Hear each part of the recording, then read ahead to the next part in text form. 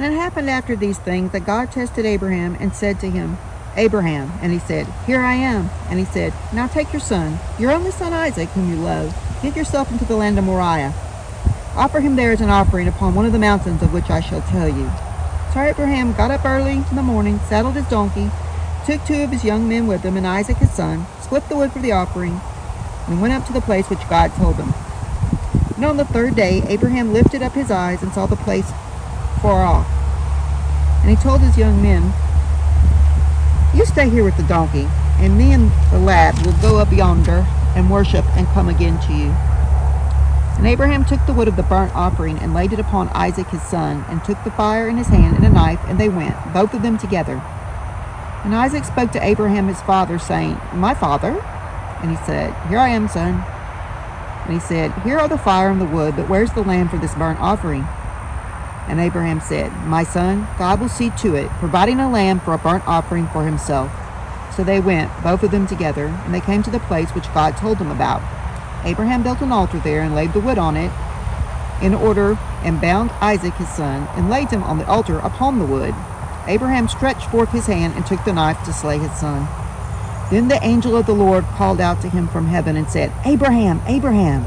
And he said, Here I am. And he said, Do not lay your hand on the lad. Do not do anything to him. For now I know that you revere God, seeing that you have not withheld your son, your only son, from me. And Abraham lifted his eyes and looked, and behind him there was a ram, caught in a thicket by his horns. And Abraham went and took the ram, and offered him up for a burnt offering in the place of his son. Abraham called that place, The Lord will see to it. As it is said to this day, The Lord will show himself on the mountain. The angel of the Lord called Abraham out of heaven the 2nd time and said, By myself I have sworn, says the Lord, for because you have done this thing and have not withheld your son, your only son, that I shall greatly bless you, and I shall multiply your seed as the stars of the heaven and as the sand of the seashore. And your seed will possess the gate of the enemies. And your seed will all the nations of the earth be blessed, because you have obeyed my voice.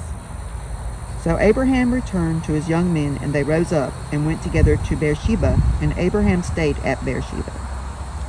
And it was after these things that it was told Abraham, saying, Behold, Milcah has also borne children to your brother Nahor.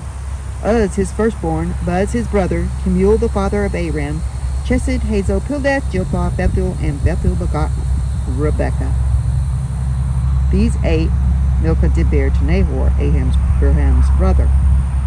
And his concubine, whose name was Reumah, also bore Tebah, Galamah, Elash, and Maacah.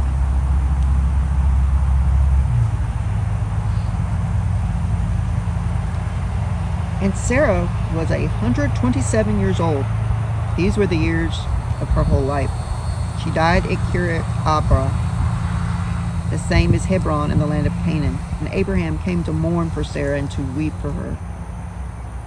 Then he stood up before his dead and spoke to the sons of Heth, saying, I am a stranger, a dweller among you.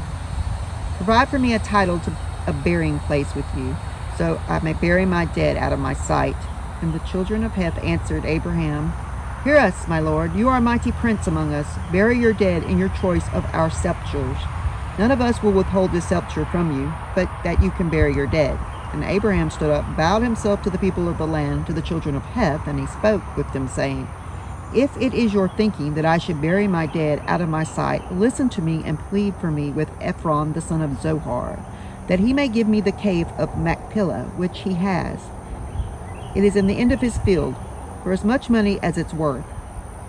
He will give it to me for a possession, for a burying place among you. And Ephron lived among the children of Heth.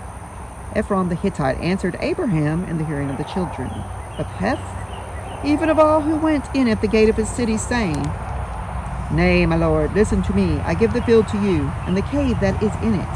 I give it to you in the presence of the sons of my people. I give it to you. Bury your dead. And Abraham himself bowed down before the people of the land. And he spoke to Ephron in the hearing of the people of the land, saying, But if you would hear me, I shall give the money for the field. Take it from me, and I shall bury my dead there. And Ephron answered Abraham, saying to him, My lord, pay attention to me. The land is worth 400 shekels of silver.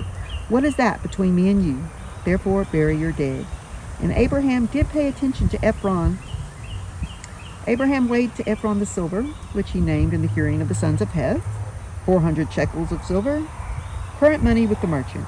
And the field of Ephron, which was in Machpelah, which was before Mamre, the field and the cave that was in it, and all the trees that were in that field, were in all the borders all around, established, transferred to Abraham for a possession in the presence of the children of Heth, before all who went in at the gate of his city. And after this, Abraham buried Sarah, his wife, in the cave of the fields of Machpelah, before Mamre, the same as Hebron in the land of Canaan. And the field and the cave that is in it were titled to Abraham for a possession of a burying place by the sons of Heth.